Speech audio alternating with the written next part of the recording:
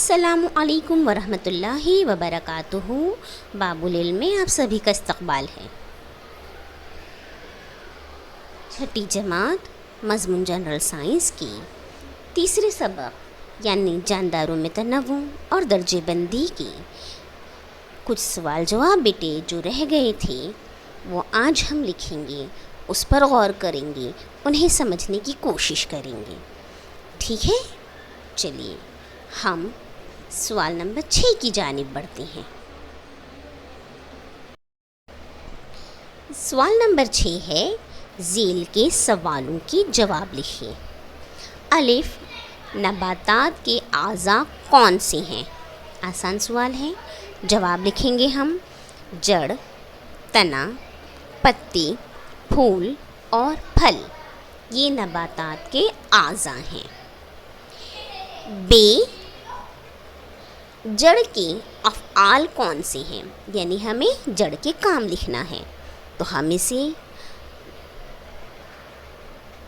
निकात के एतबार से लिखेंगे। जवाब हम कुछ इस तरह लिखेंगे कि जड़ के अफ़आल मुंदरिजा ज़ेल हैं। मुंदरिजा ज़ेल यानी क्या? नीचे लिखे हुए, नीचे दर्ज हैं। ठीक है, तो हम इस तरह लिखेंगे कि भाई जड़ के अफ़आल मुंदरजा ज़ेल हैं, फिर एक के बाद एक तमाम पॉइंट लिखते जाएंगे। नंबर 1, जड़ से नबातात को सहारा मिलता है। नंबर 2, नबातात के लिए ज़रूरी ग़िज़ाई मादे और पानी जड़ों के ज़रिए ही जज़्ब किए जाते हैं, है ना। जड़ जज़्ब करती है ना पानी वग़ैरह, और क्या करती है? तनों को देती है। नंबर 3, जज़्ब शुदा पानी और ग़िज़ाई मादों को जड़ें तने तक पहुंचाती हैं। और नंबर 4, जड़ें मिट्टी को थामे रखती हैं। नंबर 5, कई नबातात की जड़ें ग़िज़ा का ज़ख़ीरा करती हैं, है ना। गाजर मूली ये जड़ें हैं, मोटी होती हैं, है ना। गाजर मूली कितने मोटे मोटे होते हैं, तो इनमें क्या होता है बेटा? ग़िज़ा का ज़ख़ीरा होता है। नबातात की ग़िज़ा का ज़ख़ीरा इन्हीं जड़ों में किया जाता है, तो ये भी जड़ का एक काम है। ठीक है, चलिए आगे बढ़ते हैं। जीम दिया गया है, जानदारों की दर्जे बंदी की ज़रूरत क्यों है? यानी क्यों जानदारों को अलग अलग गिरोह में बांटा गया है? हमें वो वजह लिखनी है, बेवजह लिखनी है। ठीक है, तो जवाब में हम लिखेंगे कि जानदारों में बड़े पैमाने पर तनव्वु पाया जाता है ना। हर जानदार दूसरे से मुख्तलिफ होता है। कुछ जानदार यकसानियत रखते हैं, कुछ मुख्तलिफ होते हैं। तो बेटा इसी के लिए कि उनकी यकसानियत या उनके फ़र्क को मलहूज़ रखते हुए उनकी दर्जे बंदी की जाती है, ताकि जब उनका मुताला किया जा सके तो हमें उसमें आसानी हो, उसमें सहूलत हो। ठीक है, तो जवाब किस तरह लिखेंगे हम कि जानदारों में बड़े पैमाने पर तनव्वु पाया जाता है।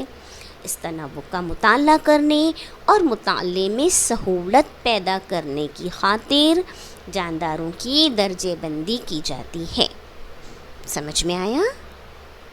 देखिए, दाल दिया गया है, जानदारों की दर्जे बंदी करते वक्त किन बातों का ख्याल रखा जाता है? अब जो हम उनको ग्रोह में बांट रहे हैं, तो किस बिना पर, किस बुनियाद पर हम उन्हें अलग अलग करते हैं या उनकी दर्जे बंदी करते हैं? तो जवाब हम कैसे लिखेंगे? निकात के एतबार से। जवाब, जानदारों की दर्जे बंदी करते वक्त दर्ज झेल बातों का ख्याल रखा जाता है। नंबर 1, जानदारों की साख्त, यानी वो कैसे बने हैं, या खलवी हैं, कसीर खलवी हैं, कैसे बने हैं। ठीक है। नंबर 2, उनके मुख्तलिफ आज़ा, यानी नबातात के एतबार से हम देखें तो भाई उनमें फूल लगते हैं, फूल नहीं लगते, उस एतबार से, यानी मुख्तलिफ आज़ा, है ना। नंबर 3, उनकी खुसूसियात में यकसानियत और फ़र्क, यानी वो ग़िज़ा किस तरह हासिल करते हैं, उनमें क्या एक यकसानियत है, एक जैसा है, کیا الگ چیز ہے، خصوصیت میں فرق اور یکسانیت دیکھتے ہیں۔ نمبر 4 ان کے مسکن۔ مسکن یعنی کیا بیٹا؟ رہنے کی جگہ، یعنی وہ کہاں رہتے ہیں، پانی میں، خشکی پر، ہوا میں اڑتے ہیں، کس طرح ان کے رہنے کی سہولت ہوتی ہے، یعنی وہ کس طرح زندگی گزارتے ہیں۔ اور نمبر 5 دیگر خصوصیات، دوسری باتیں بھی دیکھتے ہیں، ان کے کھانے پینے کا طریقہ انداز، ان کے شکار کا انداز، ٹھیک ہے، انڈے دیتے ہیں، بچے دیتے ہیں، یہ تمام باتوں کے پر غور کر کے ہم کیا کرتے ہیں، جانداروں کی درجے بندی کرتے ہیں۔ تو انہی کو ہم نے نکات کے اعتبار سے لکھ لیا، ٹھیک ہے۔ چلیے آگے بڑھتے ہیں۔ واؤ میں کہا ہے آپ کو بیل کی کچھ خصوصیات لکھیے، تو جواب لکھیں گے ہم، بیل کا تنا بے حد لچکدار، نرم اور ہرا ہوتا ہے نا، کمزور تنے والے ہوتی ہیں بیلیں، اس لیے نشو و نما پانے کے لیے سہارے کی مدد لیتی ہے۔ سہارے کی مدد سے اس کی نشو و نما تیزی سے ہوتی ہے۔ کچھ بیلیں زمین پر ہی پھیل جاتی ہیں، جیسے تربوز۔ کچھ بیلوں میں تناؤ ہوتے ہیں، جیسے منی پلانٹ، اور کچھ بیلوں کو اسپرنگ جیسے بیل ڈورے ہوتے ہیں، مثلاً ککڑی کی بیل، ٹھیک ہے۔ واؤ میں کہا گیا ہے آپ کو پودوں کی خصوصیات لکھ کر مثالیں دیجیے، تو جواب میں ہم لکھیں گے، پودے 1 سے 1.5 میٹر تک بڑھتے ہیں، ان کے تنے درخت اور جھاڑیوں کی بنسبت لچکدار اور ہرے ہوتے ہیں۔ پودوں کا عرصہ حیات چند ماہ سے 2 سال تک ہوتا ہے۔ اب ہمیں مثالیں بھی لکھنی ہیں، تو مثالیں لکھ دیے، میتھی، سدا بہار، سمجھ میں آیا؟ اب آگے بڑھتے ہیں۔ یہ سوال کے طور پر دیا ہوا ہے، حیوانات اور نباتات کی درجہ بندی کن خصوصیات کی بنیاد پر کریں گے؟ سوال کو سمجھیے بیٹا، یہاں پر ہمیں حیوانات اور نباتات دونوں کی درجہ بندی کرنے کے لیے کہا گیا ہے نا، تو کس بنیاد پر کریں گے؟ تو ہم جواب میں بیٹا حیوانات کے متعلق لکھیں گے، پھر نباتات کے متعلق لکھیں گے، ٹھیک ہے۔ تو جواب میں پہلے ہم نے لکھا حیوانات کی درجہ بندی درج ذیل خصوصیات کی بنیاد پر کریں گے۔ درج ذیل کا مطلب معلوم ہے نا آپ کو، یعنی لکھی ہوئی، نیچے لکھی ہوئی، ٹھیک ہے، ذیل یعنی نیچے، درج یعنی لکھی ہوئی، تو جو نیچے لکھی ہوئی ان خصوصیات کی بنیاد پر ہم حیوانات کی درجہ بندی کریں گے۔ اب ہم نے نکات لکھ دیا۔ نمبر 1 خلیات کی ساخت، یعنی یک خلوی حیوان اور کثیر خلوی حیوان، اس طرح کریں گے۔ نمبر 2 ریڑھ کی ہڈی، یعنی فقری اور غیر فقری حیوانات۔ نمبر 3 افزائش نسل کے طریقے، یعنی عمل تولید کا جو طریقہ ہے وہ، تو اس میں ہم کیا دیکھتے ہیں، بیض زا اور بچہ زا، یعنی جو انڈے دیتے ہیں وہ اور جو بچے دیتے ہیں وہ۔ نمبر 4 مسکن، مسکن یعنی رہنے کے اعتبار سے، تو بری یعنی خشکی والے حیوانات، آبی پانی والے حیوانات، فضائی یعنی پرندے، اور جلتھلیا جو خشکی پر اور پانی میں دونوں جگہ رہتے ہیں۔ اس طریقے سے ان 4 طریقوں کی بنیاد پر ہم حیوانات کی درجہ بندی کرتے ہیں۔ اور نباتات کے لیے تو بھئی نباتات کی درجہ بندی کی خصوصیت دیکھ لیں گے ہم، کہ نباتات کی درجہ بندی مندرجہ ذیل خصوصیات کی بنیاد پر کریں گے۔ نمبر 1 تنے کی جسامت اور اونچائی، جب ہم تنوں کو دیکھتے ہیں تو ہم اس بنیاد پر درخت، جھاڑی، پودا، بیل، ان 4 ضمنی درجوں میں ہم، جماعتوں میں ہم پودوں کو تقسیم کر سکتے ہیں۔ نمبر 2 دور حیات، یعنی وہ کتنے وقت تک زندہ رہتے ہیں پودے یا نباتات، تو نمبر 1 یک سالہ، نمبر 2 2 سالہ، نمبر 3 کثیر سالہ، ہے نا۔